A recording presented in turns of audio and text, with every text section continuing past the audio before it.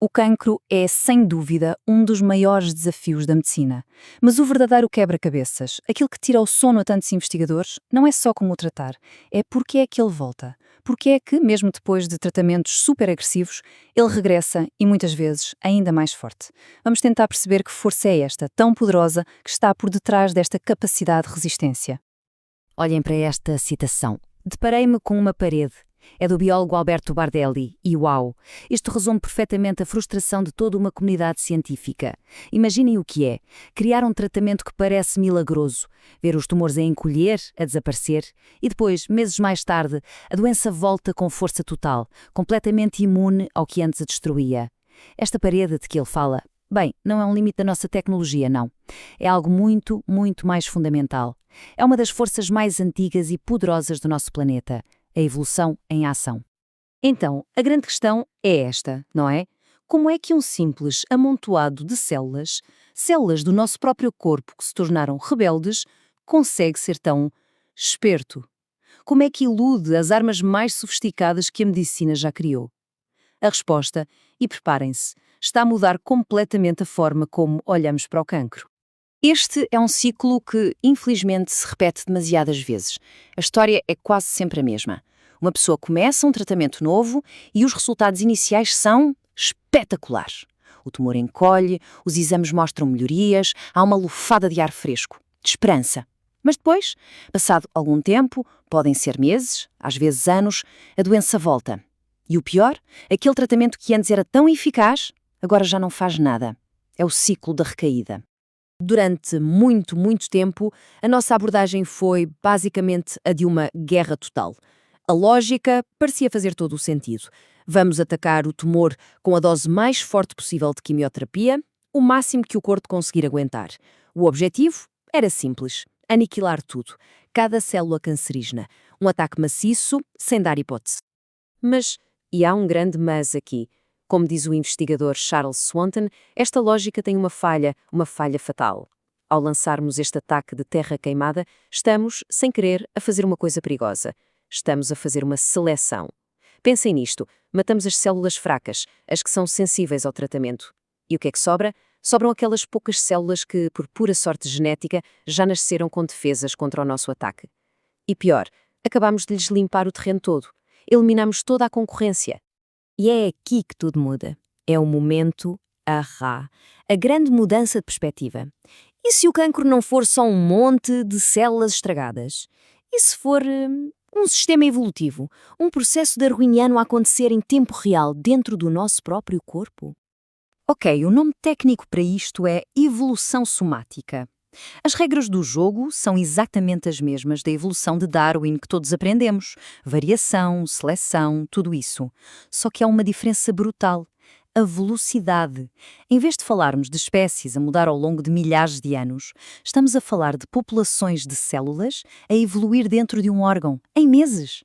É a evolução em modo fast forward. A comparação é mesmo incrível. De um lado, temos a evolução clássica, a dos livros com os tentilhões e as borboletas. Do outro, temos exatamente o mesmo processo, mas a acontecer numa escala microscópica e super acelerada. O ambiente aqui não é uma ilha ou uma floresta, é o tecido do nosso pulmão, do nosso fígado. E a pressão seletiva, o predador. Não é um animal, é a quimioterapia que estamos a administrar.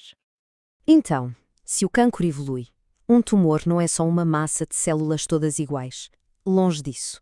Pensem num tumor como um ecossistema complexo, cheio de vida, com as suas próprias regras para sobreviver. E dentro deste ecossistema, as coisas são selvagens. As células não se limitam a multiplicar-se, elas competem umas com as outras, lutam por comida, por oxigênio, aprendem a esconder-se do nosso sistema imunitário como se fossem mestres da camuflagem e, acreditem, até cooperam, juntam-se para construir os seus próprios oleodutos, vasos sanguíneos para se alimentarem. É, literalmente, vida selvagem a acontecer onde não devia. Para percebermos melhor esta ideia, os cientistas usam uma imagem muito útil, uma metáfora visual, a de uma árvore genealógica do tumor. A base desta árvore é o tronco. O que é o tronco? São as primeiras mutações, aquelas que deram o pontapé de saída para o cancro. Pensem nisto como o pecado original genético. Todas as células do tumor têm estas mutações. É o que as une, a sua herança comum. Mas a história não acaba no tronco. Conforme o tumor cresce, vão surgindo novas mutações. E estas novas mutações criam os ramos da árvore. Cada ramo é uma família diferente de células, uma subpopulação com as suas próprias características. Umas são mais rápidas a crescer, outras, e isto é crucial, são especialistas em resistir a um determinado medicamento. E é aqui que percebemos o problema daquela estratégia de guerra total. Muitos dos nossos tratamentos são como um jardineiro que só poda alguns ramos. Claro, a árvore parece mais pequena por um tempo, mas o tronco continua lá, intacto. E mais importante, os ramos resistentes também. E agora, sem a concorrência dos outros ramos que cortamos, eles têm espaço livre para crescer e tomar conta de tudo. A chave, claro, seria atacar o tronco. Ok, então se o problema é a evolução, a solução também tem de ser evolutiva. Em vez de dar murros em ponta de faca, de lutar de frente contra esta força da natureza, os cientistas estão a pensar: e se usarmos a nosso favor? E se conseguirmos enganar a evolução? A primeira estratégia vira tudo ao contrário. Chama-se terapia adaptativa. E a ideia base é radical. E se parássemos de tentar aniquilar o cancro, e se em vez disso o nosso objetivo fosse apenas controlá-lo, geri-lo a longo prazo, quase como se fosse uma doença crónica, tipo a diabetes? Vamos ver o que acontece com a terapia tradicional, a de dose máxima. Antes do tratamento, a maior parte do tumor é feita de células sensíveis, as fracas, damos uma dose maciça de químio e, pumba, eliminamos a maior parte delas. Parece ótimo, não é? O problema é o que fica. Fica um tumor mais pequeno, sim, mas agora é quase todo composto por células resistentes. E elas estão prontas para crescer à vontade, sem ninguém para as chatear. O investigador Robert Gatenby tem uma analogia genial para isto. Ele diz que ser resistente a um medicamento é como carregar um guarda-chuva muito pesado o tempo todo. É um fardo, só vale a pena o esforço se estiver a chover. E a chuva, neste caso, é a quimioterapia. Quando a chuva para, quem é que corre mais depressa? A pessoa sem o guarda-chuva pesado, claro. As células sensíveis, sem esse fardo da resistência, conseguem crescer mais rápido e manter as resistentes em xeque. E a terapia adaptativa explora exatamente isso. A ideia é dar quimioterapia, mas só o suficiente para encolher o tumor, sem nunca eliminar todas as células sensíveis. Deixamos algumas vivas de propósito. Porquê? Para que elas possam competir com as células resistentes e não as deixar tomar conta de tudo. O objetivo deixa de ser erradicar e passa a ser manter um equilíbrio, um controle a longo prazo. Mas há outra estratégia, talvez ainda mais inteligente. Chama-se o dilema evolutivo duplo.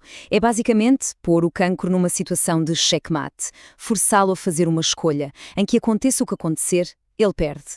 Funciona assim. Passo 1. Atacamos com a terapia A. O tumor, para sobreviver, vai ter de evoluir e tornar-se resistente a A. Mas, e aqui está o truque, o mesmo mecanismo que o protege de A deixa-o completamente vulnerável a uma outra terapia, a terapia B. Então, assim que ele se torna resistente a A, nós mudamos para a B. E o ciclo pode repetir-se.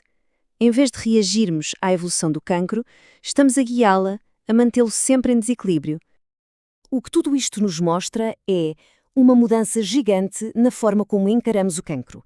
Estamos a deixar para trás a mentalidade de guerra total e a entrar numa era de controlo inteligente. Menos força bruta, mais estratégia.